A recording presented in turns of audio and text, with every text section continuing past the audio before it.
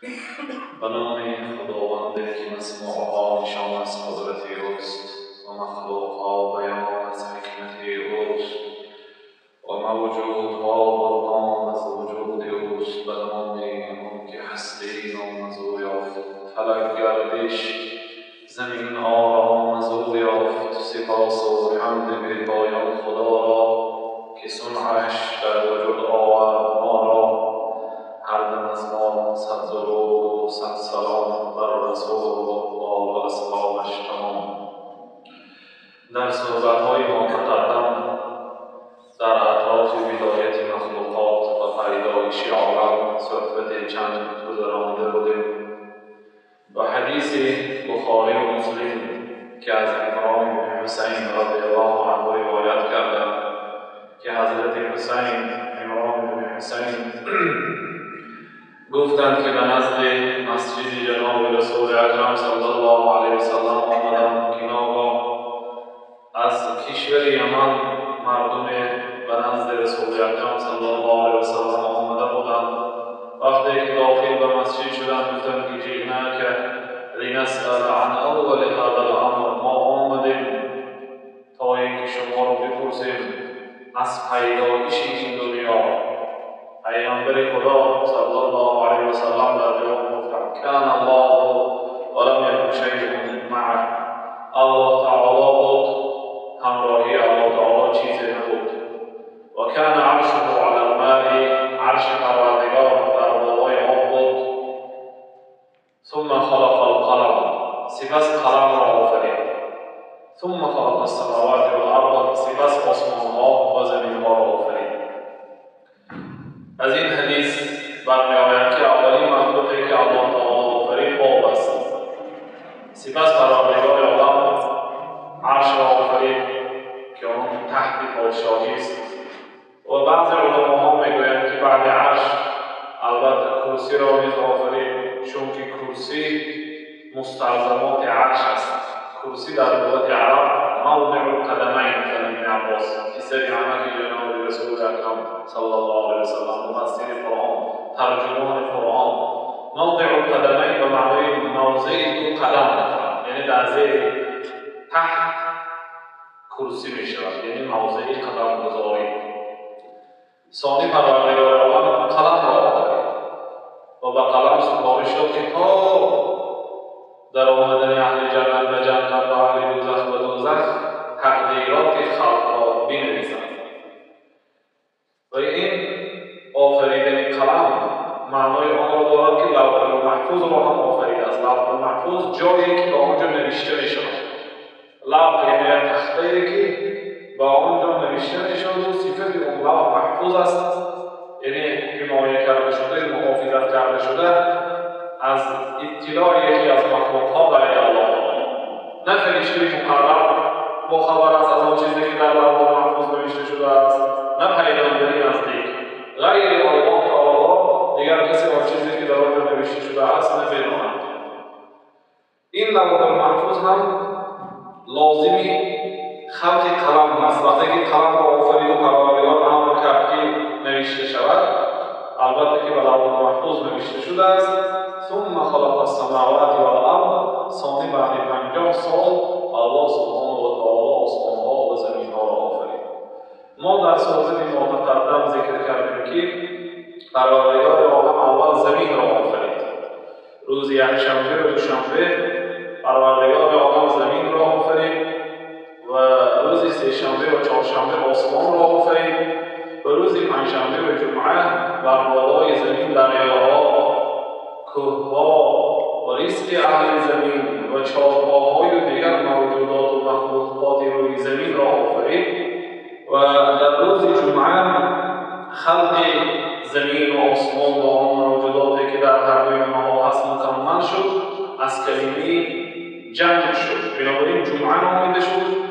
حافظ ابن کثیر گفتند که فاتخذه المسلمون عیدهم فی الاسبوع، سپس مسلمان‌ها روز جمعه را برای خود عید گرفتند، یعنی روزی که تمام موجودات جمع شد و در آخرین ساعت‌های آن حضرت آدم علیه السلام و الله تعالی آفرید. این ترتیب مخلوقات. و ولی سبب اینکه آسمان را پیشتر از زمین ذکر کردیم اولا همچون اقتدا به قرآن کریم، چون پروردگار عالم در قرآن کریم هر وقت که آسمان ها و زمین ها را ذکر میکند آسمان ها را پیشتر ذکر میکند. حتی وقتی که الله تعالی سوگند یاد کرد والسماء و ما بناها، قسم به آسمان و قسم به آن ذاتی که آسمان را آفریده است، والارض و ما طحاها، قسم به زمین و قسم به آن ذاتی که زمین را آفریده است. آسمان را پیش گرفت. فقضاهن سبع سماوات، در بسیار جاهای قرآن کریم ولقد خلقنا السماوات والارض فی 6 ایام، در حقیقت ما آسمان ها و زمین ها را در 6 روز آفریدیم. فقط آسمان ها را از زمین پیش میگیرند در اکثر احوالش.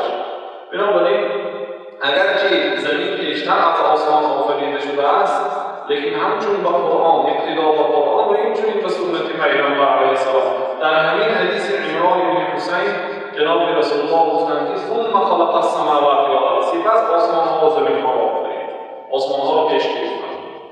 از همین لحاظ درباره آسمان پیشتر صحبت کردیم و محتوای صحبت امروزه ما در اطراف زمین است به قدر امکانیت بعضی مسئله هایی که داخل به زمین است برای شما انشاءالله گوش رس می‌کنیم.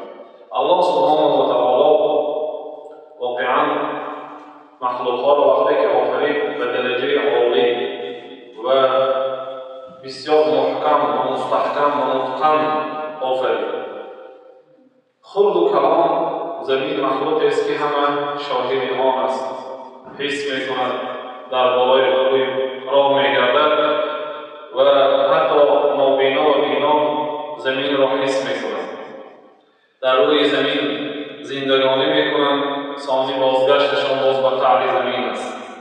الله تعالی وقتی که آسمان‌ها و زمین را آفرید برای خودش حمد و ثنا گفت. الحمدلله الذی خلق السماوات والارض، در سوره انعام آیه اول. حمد به اللهی که آسمان‌ها و زمین‌ها را آفرید، گفته برای خودش ستایش و سپاس فرستاد. و یکی از بزرگی زمین است که پروردگار عالم سوگند یاد کرده است، قسم یاد کرده است. والارض و ما طحاها، در سوره شمس خدا میگوید قسم به زمین و قسم به آن ذاتی که زمین را انبار کرده است. پروردگار عالم، چون زمین وقتی که الله تعالی آفرید ملایم بود، واقعا در زمین ملایم راست رفتن آن طرف ایستاد، راه گشتن، راست ایستادن مشکل تر از نسبت راه رفتن. حتی در زمین‌های ملایم یا در آن چیزهایی که مثلا ملایم است و راه از جای تازه بیفتن و نماز به بالای آن بوده نماز بخوانید در جای ملایم، نماز خواندن هم مشکل است. ملایم، زمین ملایم بود، استقامت کردن در روی زمین ناممکن بود، چون در قعر زمین بر دریاهای و بحرها است. سپس پروردگار عالم برای زمین کوه‌ها را آفرید. یه حدیث امام ترمذی هست الله تعالی وقتی که کوه‌ها را آفرید زمین مستحکم شد. خدا میگوید و جعلنا الجبال اوتادا، ما کوه‌ها را آفریدیم تا اینکه زمین را مستحکم نگاه دارد. کوه‌ها به مانند میخ است. آن چیزی که ما می‌بینیم از کوه‌ها در قعر زمین چندین مراتب زیادتر ریشه دارد، مانند میخ. آن ابتدای میخ را که ما در بالای چوب می‌بینیم و داخلش ریشه میخ درازتر است و عظیمتر است از بالایش. همین گونه کوه‌ها، پروردگار وقتی که کوه‌ها را آفرید زمین مستحکم شد و پروردگار عالم به بعض اجزای زمین هم سوگند یاد کرده است. و هذا البلد الامین، قسم به این شهر امنیت، یعنی شهر مکه. شهر مکه هم زمین است، یک قطعه زمین است. پروردگار سوگند یاد کرد، دلالت به بزرگ بودن زمین میکند. الله نور السماوات والارض، در سوره نور الله تعالی که الله تعالی از نور آسمان و زمین، یعنی روشنی‌هایی که در آسمان و زمین هست این نور پروردگار است. ارونی ماذا خلقوا من الارض، پروردگار برای آنهایی که غیر الله تعالی را عبادت میکنند گفت که شما برای من نشان دهید ارونی من در خلقتم خداهای شما مثل زمین یا اون چیزهایی که در بالای زمین هست، یگان قسم زمین یا یگان مخلوقی که در بالای زمین هست آفریدند. مخلوقهای روی زمین عظیم است، زیاد است، کسی عددی آنها را غیر خالقی آنها نمی‌داند. از جمله مخلوقات پشه هست، معده هست یا زنبور عصب هست، نه مخلوقات روی زمین هست. خداهای شما زمین یا آن چیزی که در بالای زمین هست مثل همین آفریده است. ولی من نشان دهید گفته پروردگار با آنهایی که غیر الله عبادت میکنند سوال عاجز کننده داد و با زمین تحدی کرد. یعنی کنی یکان فرای عصبی که مثل من زمین آفریده باشد و بر بالای زمین باز موجودات و مخلوقات زیاد آفریده باشد. و آفریدن زمین البته از آفریدن انسان عظیم‌تر است، چون انسان کمتر از یک میلیون مربوطی را اشغال می‌کند در روی زمین. به نهایت عظیم است و از جهت بزرگ بودن زمین حتی کافرهای مکه به سازنده زمین اعتقاد داشتند. الله سبحانه و تعالی در سوره لقمان گفت که ولئن سألتهم من خلق السماوات والارض لیقولون الله. اگر مشرک‌های مکه بت‌پرستان و کافرهای مکه را بپرسید که من خلق السماوات والارض، آسمان‌ها و زمین‌ها را کی آفریده است؟ آنها در جواب می‌گفتند لیقولون الله، الله تعالی آفریده است. مشرک بودند، بت عبادت می‌کردند، لیکن گویی که آسمان و زمین کی ساخت؟ می‌گفتند که الله آفرید. از جهت بزرگ بودنش نمی‌توانستند انکار کنند. بنابراین پروردگار ما را امر کرد که در خلق زمین و آسمان تفکر بکنیم، تأمل بکنیم در عظمت زمین و در عظمت آسمان. ثانی سازنده زمین و آسمان را به خاطر بیاریم، از او بی‌ترسیم، او را بزرگ شماریم و تعظیم و سجده بهش کنیم و پروردگار بیاریم. ما را امر کرد که به زمین و آسمان نظر بدیم. خدا گفت که اولم ينظروا فی ملکوت السماوات والارض، سوره اعراف. یعنی مراتبه به ملک آسمان‌ها و به ملک زمین نظر نمی‌کنید. گفته پروردگار عالم امر به تفکر و تأمل و فکر کردن در عظمت زمین و آسمان کرده است. و در دیگر جای پروردگار عالم مذمت کرده است، تنقید کرده است آنهایی که در خلق زمین و آسمان تفکر نمی‌کنند، در مراتب فکر نمی‌کنند که پروردگار عالم چگونه این مخلوقات عظیم را آفریده است و به بزرگی این مخلوق‌ها و به بزرگی خالق این مخلوق‌ها فکر و اندیشه نمی‌کنند، نظر و اعتبار نمی‌دهند. پروردگار مذمت کرده است. وَكَأَيِّن مِّنْ آیَةٍ فِی السَّمَاوَاتِ وَالْأَرْضِ یَمُرُّونَ عَلَیْهَا وَهُمْ عَنْهَا مُعْرِضُونَ. خدا میگوید در سوره یوسف چقدر علامت‌هایی هست در آسمان‌ها و زمین‌ها به یگانگی ما، بزرگی پروردگار، یگانگی پروردگار و دلیل و حجت علامت هست از نزد آنها می‌گذرد و هم عنها معرضون. مردم از وی چشم روی می‌گردانند، یعنی با نظر عبرت، با نظر تفکر و تعامل نظر نمی‌کنند. گفتم مثلا خبر داد که زمین پر از عبرت است. و فی الارض آیات للموقنین، در سوره زاریات گفتی و در زمین علامت‌های هست به یگانگی خدا.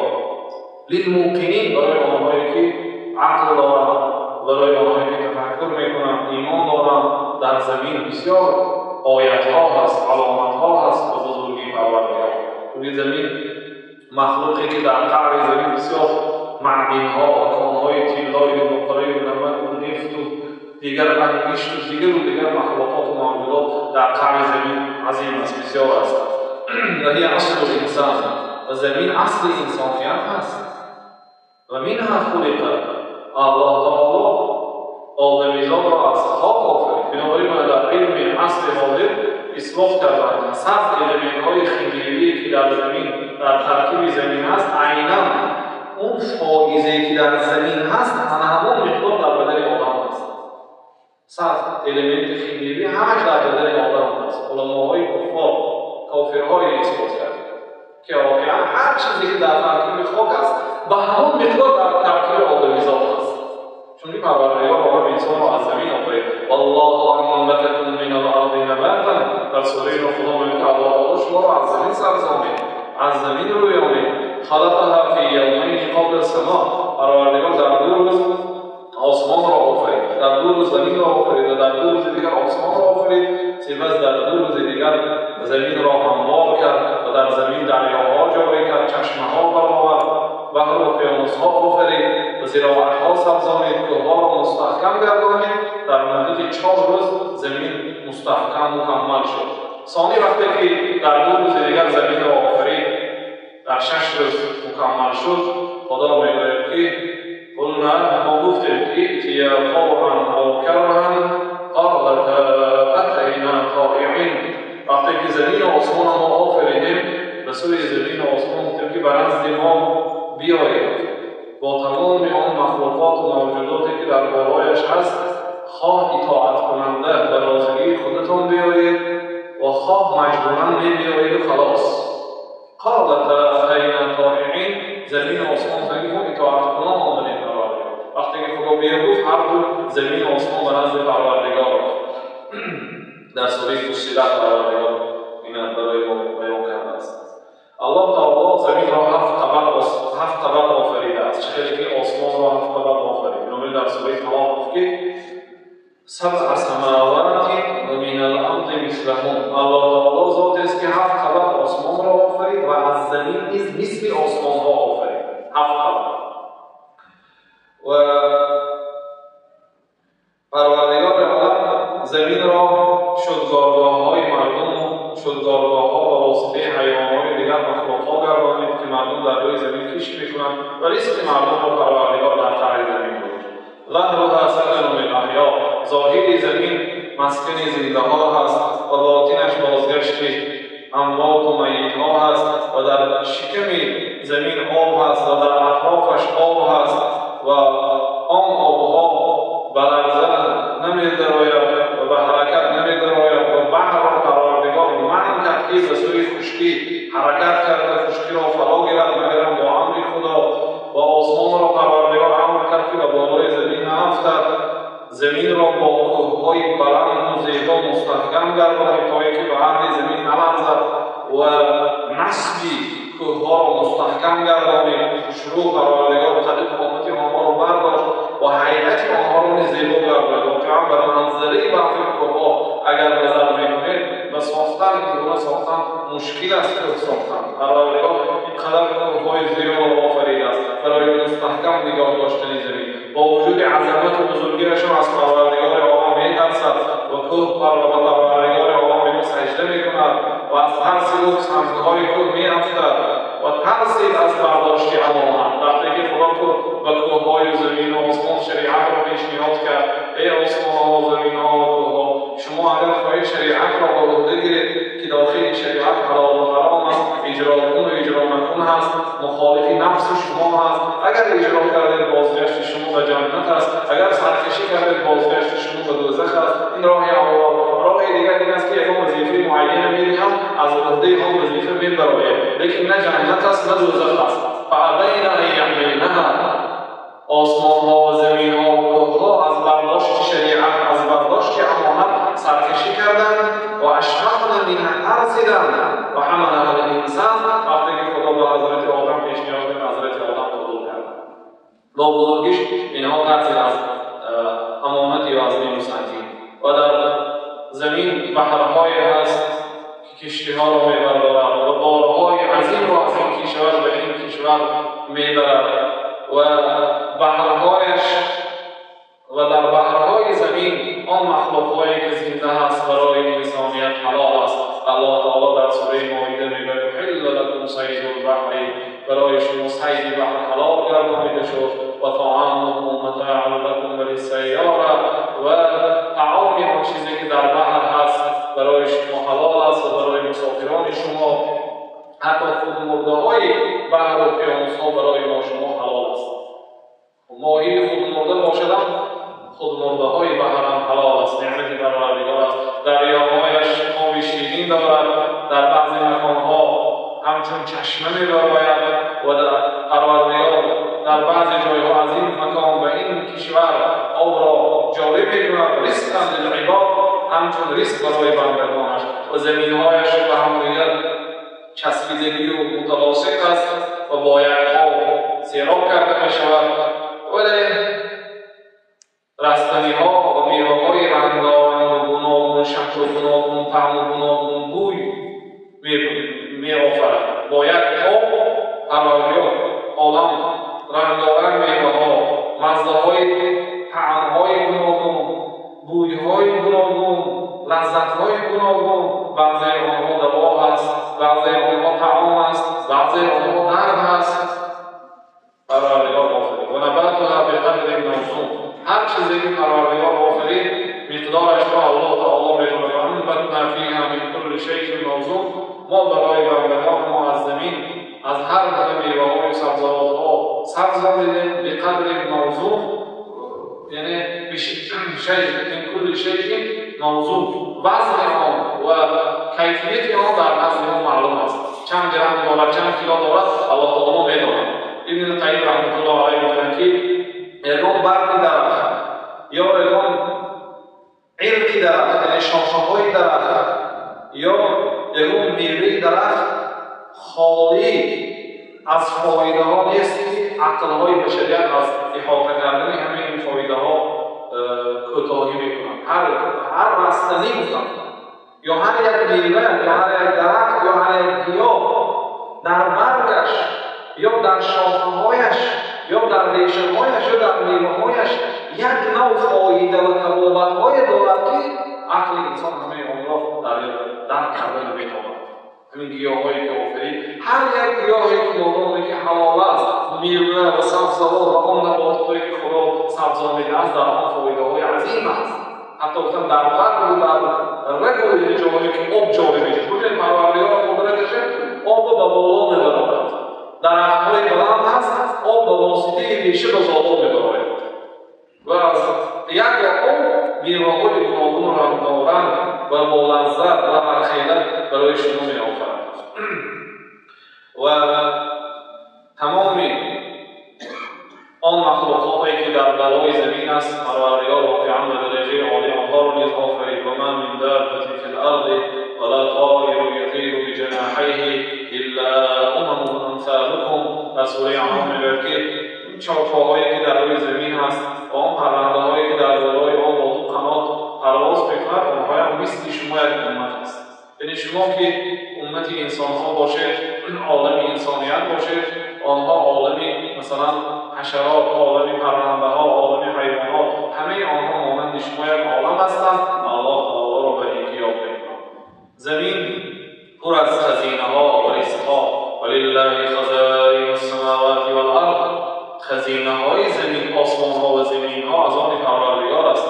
پیامبر علیه السلام گفت اینی اوتیت مفاتیح خزائن الارض. من گفتم کلیدهای خزینه‌های زمین را داده شد.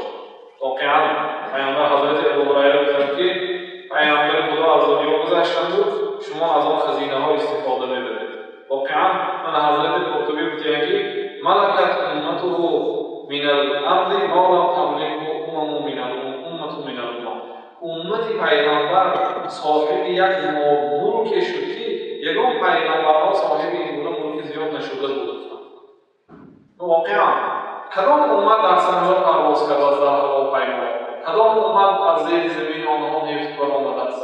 کدام امت مثل امت ما، امت پیامبر علیه السلام این مالکی زمین، خزینه‌های زمین استفاده برده؟ واقعا زندگی و استقامت که اشیا مردم به خاطر بیارید و زندگانی امت جناب رسول الله به خاطر بیارید. یگان امت بودن حضرت قرطبی مثل امت محمد صلی الله علیه وسلم از خزینه‌های زمین برخوردار می‌شدند. و پروردگار عالم رزق تمام آنهایی که در بالای زمین هستند بر عهده گیرد. و ما من دابة فی الارض الا علی الله رزقها. یگان حیوانی نیست، چارپایی نیست مگر رزق وی بر زمین پروردگار است. الله تعالی به عهده گرفته است. همه آنها الله تعالی به خودش رزق می‌دهد. و مفتاح خزینه‌های زمین را به طاعت خدا وابسته کرده است. کلیدهای خزینه‌های زمین این طاعت پروردگار است. الله تعالی در سوره اعراف که ولو ان اهل القرى آمنوا واتقوا لفتحنا علیهم برکات من السماء والارض. اگر اهل یک دیه از الله تعالی ترسند و به الله تعالی ایمان بیارند، ما از آسمان و زمین برای آنها رزق را می‌گشاییم. ببینید رزق را می‌گشاییم اگر ایمان بیارند و ترسند. و در جای دیگر پروردگار عالم امر کرد که از حلالهای آن چیزی که زمین می‌سبزاند با آن کفایتی کنیم و از آن چیزی که پروردگار از زمین برای ما ممنوع آفریده است استفاده نبرید گفته است، از آن استفاده نبرید. در سوره بقره الله تعالی یا ایها الناس کلوا مما فی الارض حلالا طیبا ولا تتبعوا خطوات الشیطان. ای آدم‌ها، شما از آن مخلوقات و آن نباتات و گیاه‌ها و میوه‌هایی که علی زمین می‌سبزد حلال آن را تناول بکنید و از قفای شیطان قدم‌گذاری نکنید. و زمین را واقعاً پروردگار عالم زیب و زینت داده. از زمین طلای مقربی برآید. در بالای زمین یک نوع حیواناتی را آفرید که واقعاً زینتی زمین است، مانند اسب و چغلی که خدا زینتاً ما این اسب و خچیر و خر و اینها را همچون زینت برای شما آفریدیم. وقتی که سوار میشوید گفته پروردگار زینت کرده است. این روزه نقلیاتی که به جای مثلا این نقلیات متقدم آفریده است خدا، اینم واقعاً زیب و زینت است. اینها را ما زمین را با این مخلوقات و با سبزوات و گیاه‌ها با بستان‌های دریاهای و اقیانوس‌های دیگر موجودهای مخلوقات زیب و زینت دادیم لنبلوهم ایهم احسن عملا، تا اینکه امتحان کنیم که کدام مردم در روی زمین عمل‌های نیکو می‌کنند، شکرانه نعمت می‌کنند. همه مخلوقات خلق شده است برای اینکه انسان استفاده برد. از آفتاب و ماهتاب و حتی ماهتاب هم بعضی علماء گفتند به لذت میوه‌ها تاثیر عظیم دارد. ببینید آفتاب در روز فایده عظیم دارد، در شب از ماهتاب لذت می‌گیرید. لذت از ماهتاب نورش پیدا می‌شود در میوه.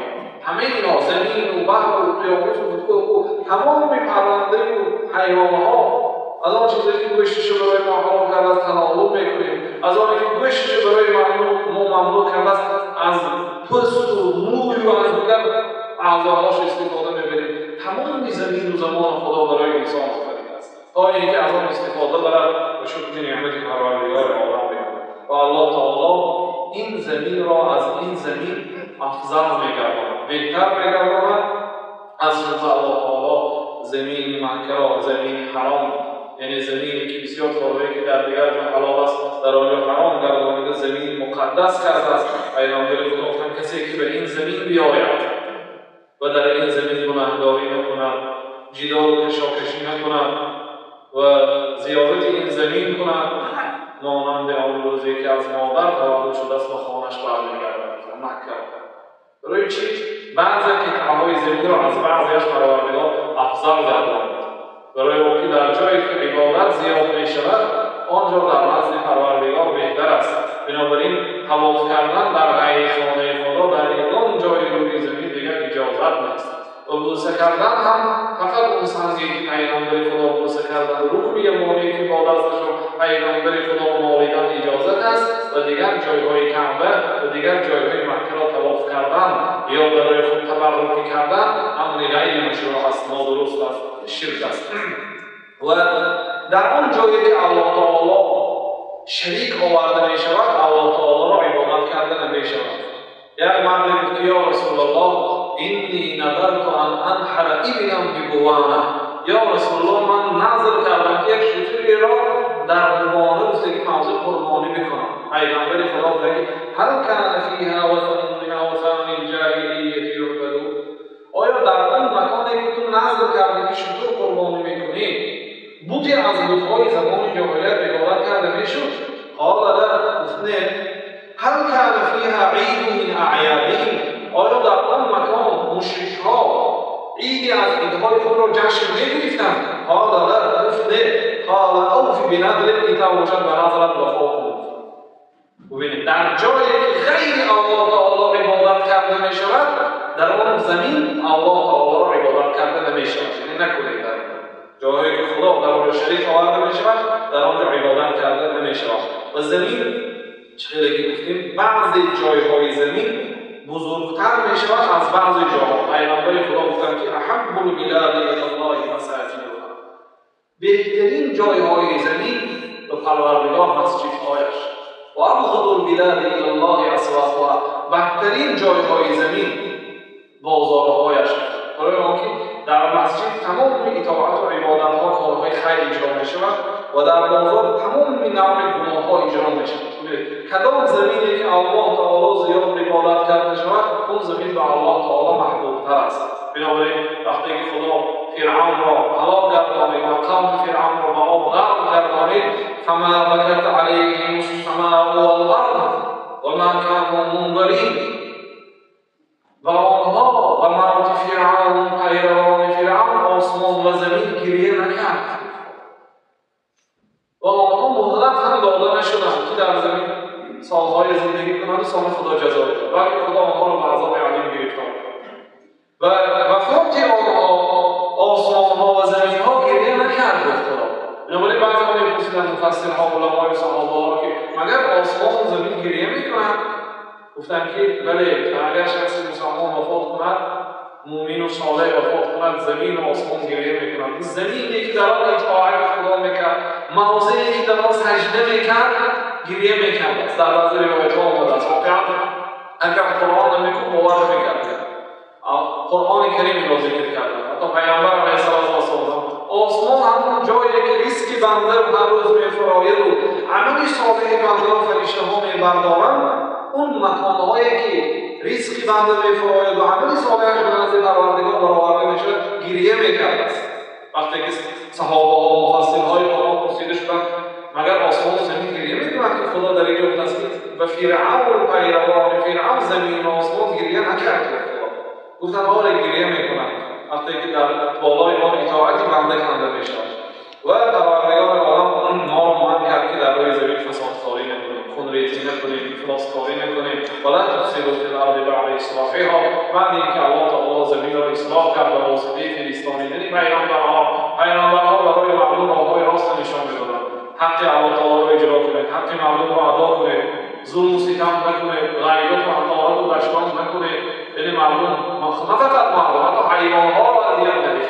پیامبر خدا شبیه زنی را دیدم که یک گربه مانند کوه عظیم شده بود با پنجه‌هایش روی زن را میخراشید. یا جبریل چی است؟ این گربه چی است؟ این زن کی است؟ این زن در زمان زندگیش این گربه را با یک قفس محکم کرده است، سالم نگذاشته است که گربه را خالی نگذاشته است که برآمده طعام خورد یا خودش طعام نداده است، حتی گربه در آخر قفس هلاک شد. این روز خدا این گربه را زنده گردانده در حیات عظیم داده، زن عذاب میده. گربه‌ای که گوشش حرام است، فروختنش حرام است، ظلم کردنش هم حرام است. حتی حقوق حیوان در روی زمین فسادکاری نکنید، حقوق همه را به جا بیارید. بعد اینکه خدا زمین را به واسطه پیغمبرها اصلاح کرد، اگر پیغمبرها نمی‌بودند مردم غیر خونخواری دیگر کار نمی‌کردند. پیغمبرها آمدند برای مردم احترام همدیگر، بزرگداشت همدیگر، حقوق بزرگسالها، حقوق خردسالها، حقوق زنها، حقوق همسایه‌ها، حقوق عمومی مردم را بیان کردند که مردم در روی زمین اصلاح شد و این زمین عظیم قریب که پاره شود وقتی که به پروردگار عالم کسی را شرک می‌بیند، کسی الله تعالی را عبادت نکرده دیگر چیز را عبادت کند، زمین به نظر آمده قریب پاره شود. الله تعالی در سوره طه میگوید تکاد السماوات والارض یتفطرن منه وتنشق الارض وتخر الجبال هدا. قریب که آسمان‌ها و زمین‌ها کفن و پاره شوند، کوه‌ها پاره شوند، ان دعوا للرحمن ولدا. وقتی که مردم به پروردگار عالم فرزند نسبت میدهند، خدا پسر دارد، خدا دختر دارد، خدا فرزند دارد یا خدا شریک دارد، گویند زمین و آسمان قریب که پاره شود. ولی خدا ما را نهی کرد که در بالای زمین متکبرانه راه نگردیم. پیامبر علیه السلام میگه یک مرد در روی زمین راه میگشت، مویش از نرمی گوشش تا کتفش بود، زیبایی مویش با زیبایی مویش فخرکنان راه میگشت. ناگاه و دو برد داشت، دو لباس قیمتبها داشت، با دو لباسش و با مویش فخرکنان در روی زمین راه میگشت که زمین او را به قعر خودش در کشید. فهو یتجلجل بها الی یوم القیامه، تا روز قیامت به قعر زمین رفتن میگرد. حاضرم رفته است. وقتی که در روی زمین کلامیگری کرد، یا حضرت لقمان گفت یا بنی امشی فی الارض لا تمشی فی الارض مرحا. در روی زمین کلامیگری کرده راه نگرد. تو با این کلامیگری با کوه برابر نمیشوی و زمین پاره کرده نمیتوانی. در روی زمین و عباد الرحمن الذین یمشون علی الارض حونا، بنده‌های نیک خدا آنهایی که در روی زمین خاکسارانه راه می‌گردند. من که پروردگار ما در روی زمین کلام‌نگری کرده راه گردیدم. و قارون وقتی که از ذکر خدا با روی گردانید و با مالی که خدا داد با آن فخر میکرد و به آن تکیه میکرد، پروردگار که فخسفنا به و بداره الارض برای معرکه استفاده کرد. فخسفنا به و بداره الارض. ما قارون را خوان قرآن معناهاش فهمیدیم قصه های گذشتگان برای چی نقل کرد. فخسفنا به ما قارون و مال و ملک قارون همراهی حوالش به قعر زمین در کشید. خود به زمین در کشید. حالا که قارون خدا و این مفاتحه لتنوء بالعصبة، کلیدهای خزینه های مالهای قارون و دهها مردها بازبندی میکرد. کلید خزینه های قارون رو 10 مرد و یک عذاب جبران بینیمت مال خدا زیاد بود. وقتی که در روی زمین کلام‌نگری کرد، الله تعالی و قعر زمین در کشید. یک مرد مسلمان شد در زمان رسول الله صلی الله علیه و سلم. ثانی گشته کافر شد و به روم گریخت و پیغمبر خدا را مسخره کرد. وقتی که به کشورش در آمد، الله تعالی او را هلاک گردانید. هر وقتا که او را دفن میکردند، سحری در بالای قبر میرفت. پگاهی چقرتر و عمیق‌تر دفن میکردند، پگاهی در بالای قبر میرفت. 3 مراتب دفن کردند، 3 مراتب در بالای خاکتر گفتند، فترکوه منبوذا، ثانی در روی زمین همینگونه گذاشتند. روایت مسلم، یعنی بعد قرآن بخاری هست و مسلم هست. بزرگترین کتاب ها یعنی پیامبر خدا نقل کرده. و کل هر حرکت و سکونی که در روی زمین هست، پروردگار عالم از آن باخبر است. پروردگار میگه و ما تسقط من ورقة الا یعلمها، هر برگی که از درخت میافتد عددش را پروردگار میداند. ولا حبة فی ظلمات الارض، اون دانه‌هایی که در شب‌های تاریک به زمین میافتد، خواه به واسطه شمال‌ها، خواه به واسطه کشت مردم. ولا رطب ولا یابس، خواه به جاهای نم حالی میافتد، خواه به جاهای خشکی میافتد، مگر پروردگار عدد اون دانه‌ها را میداند. الا فی کتاب مبین، مگر هم در لوح محفوظ نوشته شده است. این روز چند دانه به زمین پاشیده میشود و چند دانه آنها به نرمی و خشکی میافتد، چند دانه آنها میسوزاند و چقدر میسوزاند همش در نزد پروردگار نوشته شده است. و ما کنا عن الخلق غافلین، آن کارهایی که مردم در روی زمین میکنند ما از آنها غافل نیستیم و همه آنها را میدانیم. یسأله من فی السماوات والارض کل یوم هو فی شأن. الله تعالی اهل زمین، اهل آسمان شب و روز میپرسند. الله تعالی کل یوم فی، هر روز در کار است. دعای این را اجابت میکند، برای این رزق میدهد، برای این را تولد میکند، این را هلاک میگرداند، این را عذاب میدهد، مثلا این مصیبت میفرستد، مال این را میسوزاند، برای این مال میدهد، دعای این را اجابت میکند، نماز خواند برای او متوجه میشود، دعا کند قبول میشد، مشغول نمیشود از اینش و اینش. همه انسان‌ها را در یک حالت شنیده، همه آنها را مبسط جواب می‌دهد. نه فقط انسان‌ها، دیگر مخلوق‌ها هست، موجودها هست، جن‌ها هست، فرشته‌ها هست، دیگر مخلوقات زیر زمین و قعر زمین و قعر اقیانوس و همه آنها پروردگار بسط جواب دارد. کل یوم هو فی شأن، الله تعالی همه وقت در کار است. و در آخر زمان در زمین زلزله‌ها بسیار می‌شود و خسوفات میشه. خسوف به زمین قبیله و محله شخصیت‌ها را به قعر خودش می‌کشد. همچون آگاه کردن به تمامشوی زمین و زمین هم که عجل دارد و نزدیک شوی قیامت، زمین بر بالای آن آدم‌های چپه می‌شود و آنها را به بالایشان قیامت قایم می‌شود که آنها بدترین مردم هستند. پیامبر خدا گفت لا تقوم الساعة حتی لا یقال فی الارض الله الله، قیامت قایم نمی‌شود تا آن که در روی زمین کلمه الله الله نشود. مادامی که در روی زمین نام الله هست، سبحان الله الحمدلله و لا اله الا الله الله اکبر، نام الله تعالی که ذکر می‌شود، قیامت نمی‌شود. قیامت با آن انسان‌ها می‌شود که در روی زمین الله الله بهترین انسان‌ها نمی‌مانند. ببینید زمین بیکاره می‌شود وقتی که نام الله از زمین برداشته می‌شود. وقتی که امر پروردگار می‌گوید زمین برعرضه می‌آید و زمین دیگر پاره می‌شود و آن چیزی که در شکمش از مرده‌ها و از طلاهای نقره‌های معدن‌ها دارد همه آن را روی زمین برآورده می‌پرتاید و آن روز زمین به سخن می‌دراید، اخبار آن واقعه و حادثه‌هایی که در روی زمین شد، زمین نقل می‌کند، خدا در سوی زمین‌در می‌گوید و تشهد علی الناس بما عملوا و شهادت می‌دهد اون عمل‌هایی که مردم در دنیا کردند و فلانی فلان عمل را کرد، فلانی فلان عمل را کرد، گواه می‌شود، شاهد می‌شود در نزد پروردگار و پروردگار عالم بر نزدیکی روز قیامت وقتی که قیامت قائل میگه زمین و زمان و زمین و آسمان برهم می‌دهد، سامی میگوید که انا الملک، من هستم ملک، پادشاه. این الجبارون، این المتکبرون، کجا شدن جبارها، ظالمها، کجا شدن متکبرها، آنهایی که در روی زمین کلامی‌گری می‌کردند.